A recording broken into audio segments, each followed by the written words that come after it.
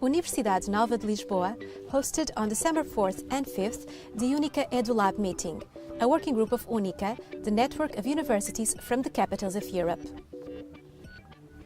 Over the past 11 years, UNICA EduLab, former Bologna Lab, has been a useful forum to share ideas, experiences and identify the challenges in the implementation of the Bologna process in European universities. A review of the 15 years of the Bologna process implementation, the pathways to putting students at the heart of learning, and MOOC courses were some of the themes under discussion during this 2 days meeting in Lisbon.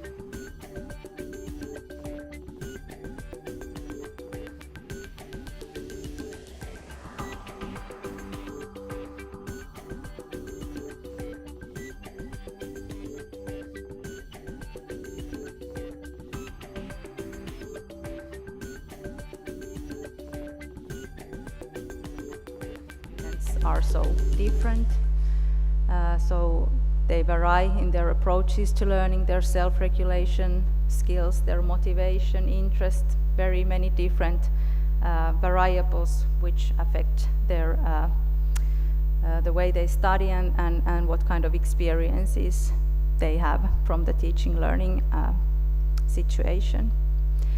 So when we look at the group level results, kind of just the mean scores, it seems that approaches are rather stable, but then when we look at the phenomenon at the very individual level, we see that there actually usually is a lot of variation.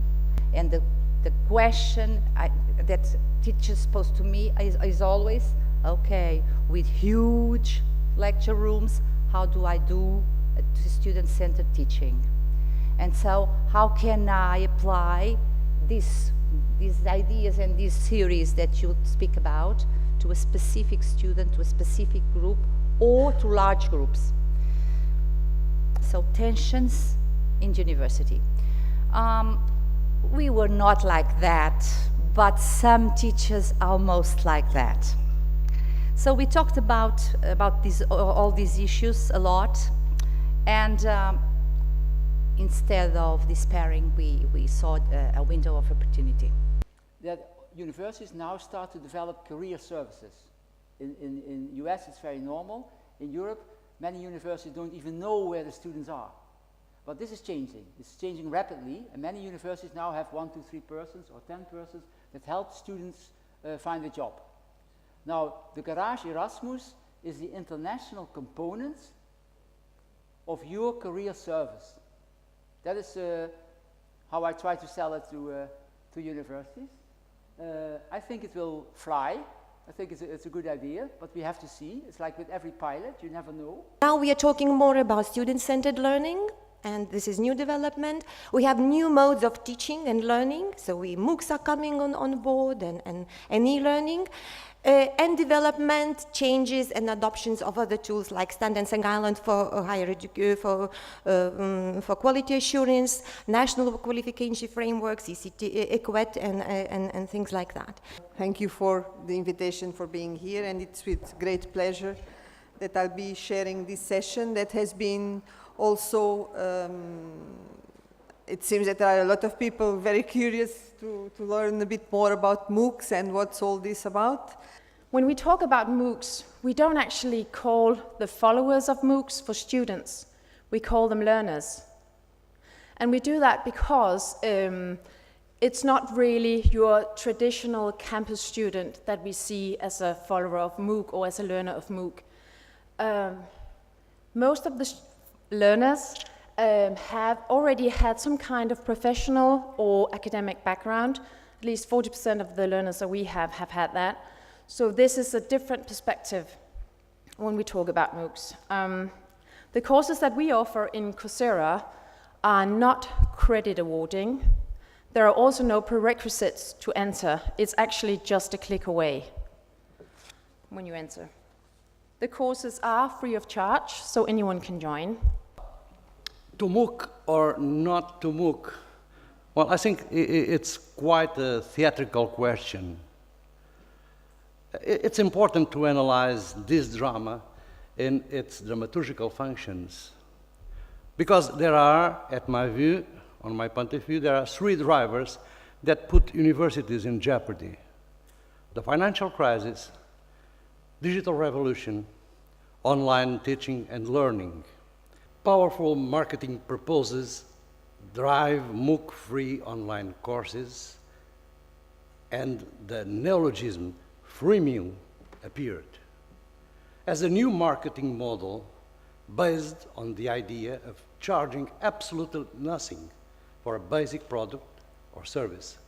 But if people who enrolled ask for something else, let's say, for example, a certificate, free is over. But still, MOOC has a very big importance, but there are other solutions.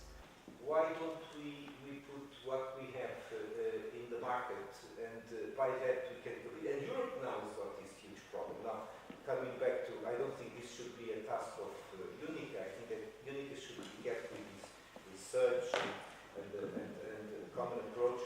But I think that Europe was tremendously challenged. That book that Carlos Correia showed, Avalanche is Coming, is an incredible book, because it doesn't mean that the avalanche is here. It means that under the very white and peace surface of the snow, there's something coming underground that will become an avalanche. Now, I think that Europe is made of survivors, people who have been able to live for centuries with defeats and getting up and down. But we have a big challenge, is because we don't trust each other as Europeans. This is a very difficult issue. We don't trust each other. It's something that always struck me in Europe, at least in Portugal. You are always guilty and you have to prove that you're innocent. And in some other countries, you are innocent, and then you have to prove that you're guilty. And the trust between institutions and between countries doesn't exist. And let's be very straightforward, doesn't exist. We have been having wars for centuries. So when we meet here as friends, we have this background, not us, but our grandparents and grandparents. And in the States, and I lived there for 2 years, they have these things they always say, have a nice day and all this, but apparently they haven't had this type of heritage. So when you talk about learning, not about spreading information, because for me, the MOOCs I'm not sure if they spread knowledge, I'm sure that they spread information. And because people now feed themselves on information, we have this appearance that it works. But under the surface, we have these big institutions who really are very competitive. And European universities must think, if they don't work together, they will have a problem to compete with MOOCs. This is another aspect, the mobility of the students, the flexibility. Students can take a bachelor's degree and then take a master's degree in the same city, maybe without even changing city, but going to another university. So we know, very well. This is an expert group. All the positive things of the Bologna process, and I think we have to again remind to ourselves all this, because sometimes again the students complain about certain aspects, and sometimes they don't know all the advantages that they have. And in a way also we have to accept that the students complain naturally. I mean, we've been students. It is also positive for the university to have a little bit of some criticism about the Bologna process, because of course young people, they want a better world, they fight for a better world, and they try to do it. This is a natural thing. It would be very bad for a university not to have any movement of students criticizing things. And I want to quote Natalie for this very nice idea of Sisyphus, because I think it's really what we are doing in education anyway. And we're doing in a way the same thing over and over, like teaching. We teach every year to students, and we teach the same discipline, but it's always different. You try to include so many issues that you disperse yourself. And I think that the idea of a convergence of the high education system, I usually use too much my hands, and I'm not Italian. The use of the convergence of the higher education systems in different countries. Because I defended the work by subject area, but that's my question, because an important thing is that you can circulate in Europe easily from one side. And if you circulate easily in Europe, then the qualifications in the different countries are more recognizable from the outside. So I think that would be, have to choose one, that would be my main point. First, I would like to stress that Bologna was a new terminology and it was very important, and we practice, as a philosopher I have to do some reference to what I know, of course, the Occam's razor, which is you had to have in the beginning one word with one definition and everybody had to stick to that, otherwise it would have been a Babel tower. Bologna brought a lot of new concepts, as you know. Module is one of them, bachelor, master, diploma, supplement, and so on. And you have absolutely no idea, or probably maybe it's the same in your universities, I don't know, how many different words we had just to express modules. Some used blocks, some used parts, some used semester, some used series of exams, and so on. And we took a lot of time at the national level in the beginning to make clear definitions of the Bologna concepts and to give the definition and explain why it had to be used in the same way by everybody.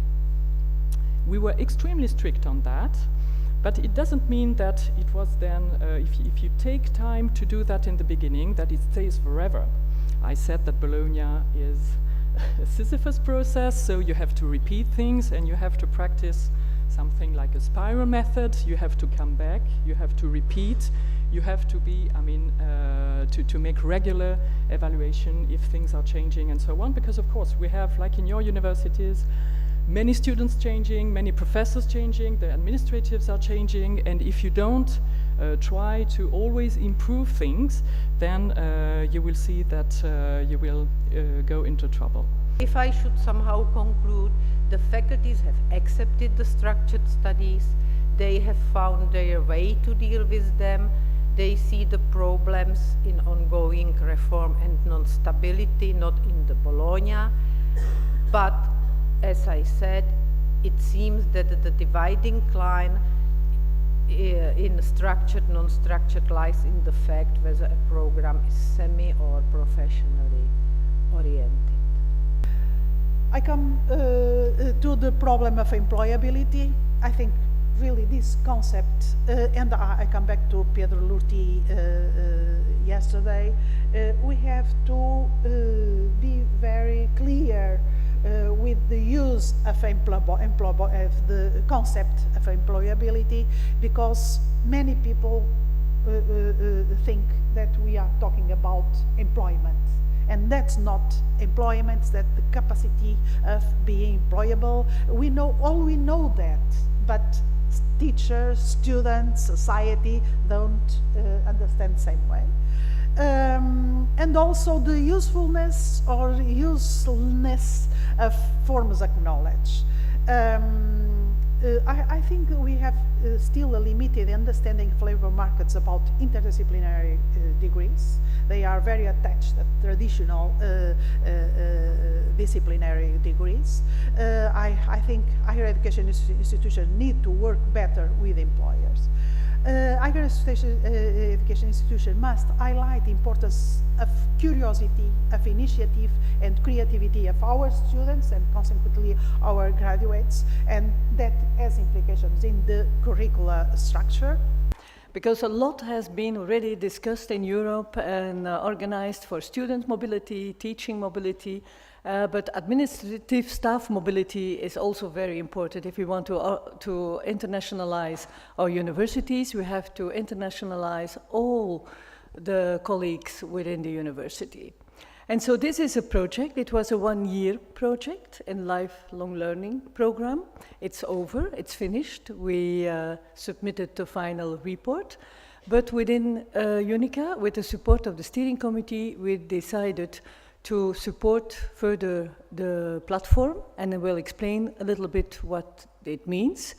And so we will continue developing it, because it's also very important. And within UNICA, we do a lot on capacity building for all different of staff members.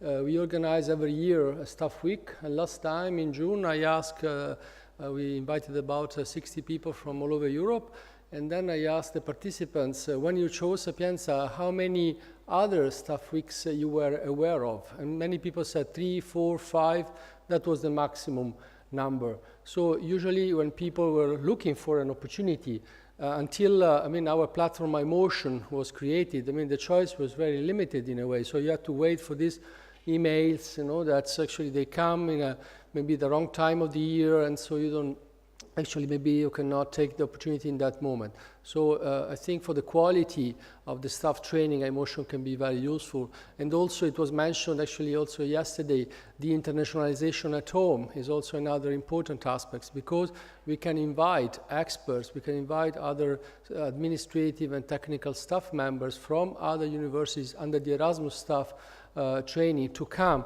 to our units, departments and offices, and then share the knowledge and then internationalize maybe that department. Think of, let's say, the accounting offices, in which is so important to know, how the other universities are handling maybe Marie Curie, Maria Sklodowska-Curie actions, or ERC, or other projects, Erasmus Plus, in which maybe there are some rules that you have to kind of comply with, and then sometimes they conflict with the national rules, etc. So it's very important to internationalize not only, of course, the international relations, which are international by definition, but also all the other, units and departments. And we do that, for librarians, for the IT office, for the PR and communication office, so it's very open to any administrative and technical staff member. So please use it. And again, as Chris said, also register, because in the room I see only experts today. So all of you basically are eligible for to apply and to put your profile there. And again, some people will invite you when they will design their own staff week. Maybe they will, for a specific session, they will look for experts, and probably they will find your profile.